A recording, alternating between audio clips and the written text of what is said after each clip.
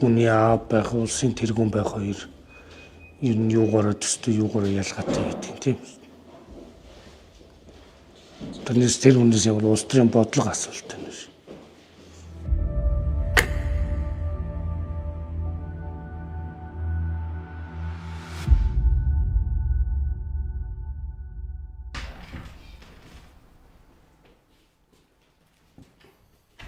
За сайн байна. За өдөр мэд. Сайхан урч байна. За нутаг аваар. Нутаг өдөнөл. Харин би бас анхудаа уулзж байгаа болохоор таны чинь зурагтаа л харж ирсэн шүү дээ. Одоо жишээлбэл та айлын өрхийн тэргүүн аав хүн дээрээс нь Монгол улсын бас ерөнхийлөгч байсан, улсын тэргүүн байсан хүний хувьд одоо яг эцэг хүнийхээ үүднээс одоо энэ ард түмнийхээ одоо энэ байгаа байдлыг төрийн тэргүүний хувьд одоо энэ ялгаатай байдал нь юу гэдгийг, ижил төстэй байдал нь юу гэдгийг л сонирхолтой. Яг мэдээж айлын эцэг хүн бол хүүхдүүдэд мэдээж муу яваасаа гэж бодохгүй сайн яваасаа гэж тэрний төлөө хичээдэг. Тэрүүнтэй л адилхан л да. Нэг 3 сая гаргах Монгол ер нь олигтойгоо шиг бас нэг хүний зэндаанд амьдраад их тийм боломжтой л газар нутаг тийм улс орн шиг л бодогддог. Тэгээд харамсалтай. Бас яг тийм санснаар болдгүй юм бэл. Ер нь яг ерөнхийлөгчийн ажил үүрэг бол бас тийм өргөн хүрээнийх биш ч юм уу тийм ээ. Засгийн газар шиг биш учраас бас их тийм зовлонтой тэгэл хийл шаналал яваад байдаг юм.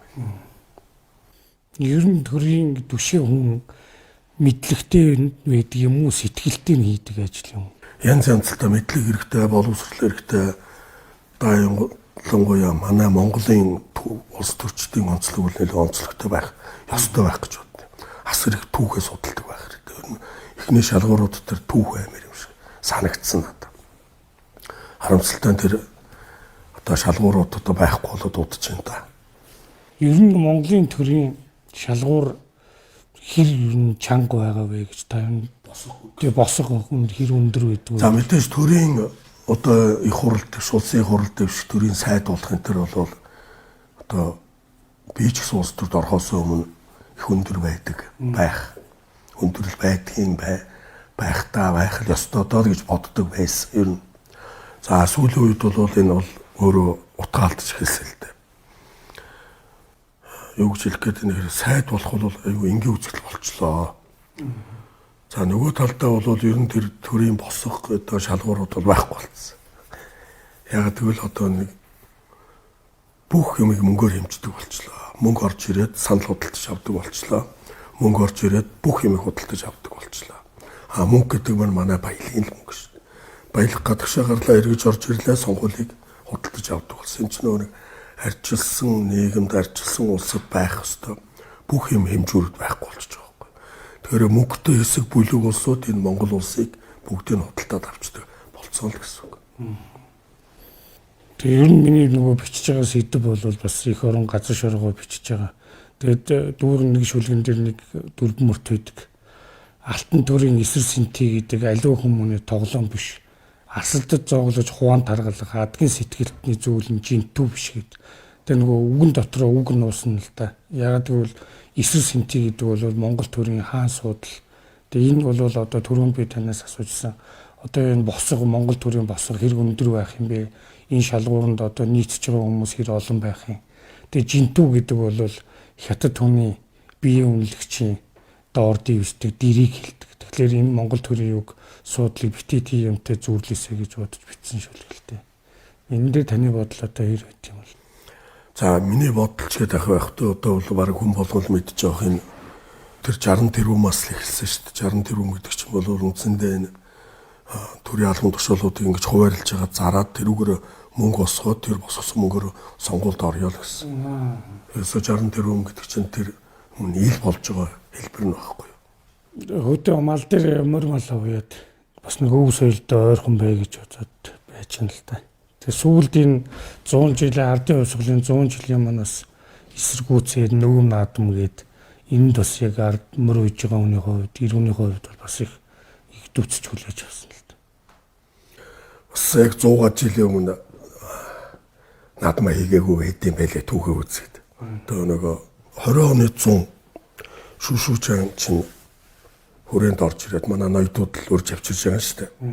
амьдарч чадгаа байлаа тусгаар тогтнолч ерөөсө бүтэхгүй юм байна гэд. Тэр үед нэг наадам хийгээгүй байдаг. Сая нөө наадам гэж нэг хэдэн залуучууд гарч ирээд нэг юм жагсаал болоо тэгээ бас наадмаа хийсэнгүй. Энэ юу гэж байна гэхээр ерөөсөө энэ бахархалтай үндснийх нь одоо гол тархлаа болсон наадмын энэ монголчуудаар нь өөрсдөр нь хийлэхгүй байхад энэ ард түмэн уурлах нь уурлахгүй нь гэдэг ийм тест хийгээд ах шиг байгаа юм. Тэгээ тэр тестэнд амжилттай болсон монголчууд нь зууралсангүй, бухимдсангүй тэгээд бас л яг 100 жилийн дараа наадмаа хийсэнгүй. Тэгэхээр бид нар бас тийм хүлцэнгүй одоо юу гэдэг наадмын хүртэл хийлэхгүй байхад энэ монголчууд ч ингээл болдгийм байна гэдгийг одоо үзүүлбэр тестийг хийчлээ гэж л би дүгнсэн шүү дээ. Би тэгэн дээр 100 жилийн зан шүлгийг шүлэг бичээд бас баахан үний юу хараал идсэн л дээ. Тий. Гэхдээ ер нь их үзий ядсан дайралтууд бол маш их. Одоо зохион байгуулалтаар ингээд эх орныхаа тухай тусгаар тогтнолынхоо төлөө ярингуутал зохион байгуулалтаар орж ирдэг юм хэсэг бүлэг одоо санхүүжилт авч ижил тэгж дайрч байгаа шүү дээ. Монгол хүн байж тань. Тэгэхээр тэр санхүүжилтийг гаргадаг тийм хэсэг бүлэг маш тодорхой болц. Тэр төрийн ордонд засгийн газарт хаяагүй хаана л хаан тийм болцсон. Таныг тэгэхээр мууя гэдэг ямар учиртай? Энэ яг 17 оны ерөнхийлөгчийн сонгуульд орохдоо манай багийнхны өрөө бол Монгол ялна гэсэн хоёр үг байгаа шүү дээ. Монгол ялна гэд. Энийн нөгөө Монголын моог нь аваад яа гэсэн моо яа гэдэг үгээр ингэж доромжилж ийн гэх юм уу та. Тийм л нэг юм бодож олсон юм шиг. За эргээд энэний эргэж яригдж байгаа хэлцүүг нь хуу яа гэж хужаа ялнаа гэж. Бас юм хоёр тал болол үзээд ах шиг байгаа юм. Тийм би өөртөө ойлгохгүй. Сая миний нэг шүлэг явсан юм аа. Тэгсэн чинь доор нь ёстой нөгөө моёгийнхэн ам орчиж гинөө юу гинөө гэхэл би өөртөө утгыг нь ойлгохгүй. Тийм Монгол ялнаа л гэсэн үг баг. Тийм. Ер нь бол тэгтээ их орон газар шороо үндэс ухсаа өв соёлоо ярьсан хүн болгоныг л ингэж очилж шинжилж дайрдаг юм. Тэр маш том хэмжээний санхүүжилт авдаг юм бүлгэлтэй болцсон. Төрийн ордонд ч байгаа. Одоо нэг сүүлийн асуулт байна. Монголын ард түмний оюун санааны хувьд сэрэг цаг нь болсон гэж бодож байна да. Ингээ унтаагаараа байгаад байх юм. Одоо сая наадмын хүртэл үүсгэнгүүт юу ч болоогүй юм шиг ингээд голын эргээ зугаалаад яваад ах хэвээр юм уу? Эсвэл бол Монгол хүмүүсийн юм оюун сэрхүү ер нь сэрэг цаг хугацаанд болсон гэж юу та бодож байна. Одоо өөрөө тэр бүхэн өргөөнд тэр дөнгөтэй гарч ирдэг ч юм бол бас л сэрэх гэж хичээж байгаа нэг хүний үйлдэл үстэй тийм ээ. Олон ийм хүмүүс бий болох хэрэгтэй. Моё гэдэг чинь би хятад дуудлагаар гэж ойлгоод байсан. Тэгсэн чинь үгүй юм байна. Монгол яланчууд гэдэг бас гоё үг байна. Тэгэхээр моё гэж дуудуулахаас ич зовх ямар шаардлага байхгүй шүү дээ. Монголчууд ялах гал ингээл яваад. Тэгвэл намайг тэгж хэлж байгаа хүмүүс нь хууяа нар юм. За баярлалаа. Амжилт хүсье. Анхудаа уулзж байгаа юм байна. Дандаа зурагтаар л харж ирсэн болохоос ш. Тэгтээ хөө сайхан өөрөө асууя гэсэн асуултаа л илэн талангуу асуулаа. Ер нь сансныг бодвол бас энгийн юм байна. Ер нь нөгөө ширүүн дөрөв гэл ер нь бас харагддаг байсан чи яг уулзаад ярилцсан бас гайгүй энгийн манитыг адилхан тгий санагдчих. Асуултуудын хариултыг ерөөдөө авцсан уу? Авсан. Ер нь үгний утга байсан. Зарим ер нь асуу гэжсэн юмнууд бүгд нь асуусан. Сандрал байв уу? Байлгүй яг хүн чи амар олон камер хараад гинт шууд юу байх чинь баган гэрэл харгарч юм чи юу болт. Тэгтээ гайгүй сансныг бодвол ямар худлаа юм ирсэн юм. Үүний юм чи амар ш.